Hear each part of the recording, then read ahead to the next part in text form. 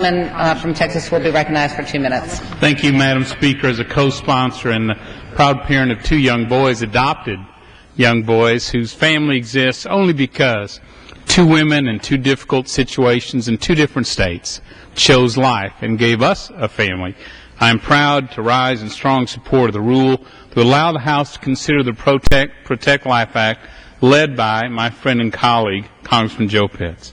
Over a year ago, President Obama and the health care plan was signed into law despite a strenuous outcry by the American people without significant and substantial prohibitions on federal funding for abortion. This funding of abortion through insurance plans, community health centers, and other programs created by the new health care law could have been avoided, but such language was intentionally left out. There have been restrictions on abortions and subsidies for over 30 years, beginning with the Hyde Amendment in 1976, and I'm proud that today we are acting in that spirit.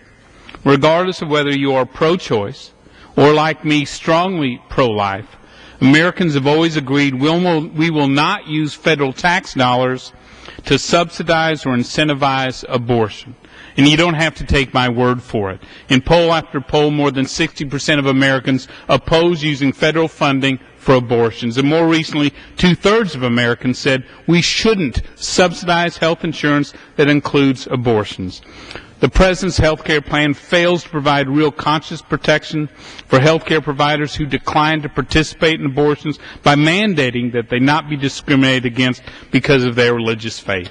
The bottom line is this bill we take up today strikes an important balance. It makes sure your federal tax dollars are not used to subsidize abortions in the President's plan, and we make sure that people and institutions are able to care for their patients and are not forced to violate their moral principles. I strongly urge my colleagues to respect America's conscientious objections to abortions by voting for the rule and for the Protect Life Act. I yield back. Gentleman's time has expired.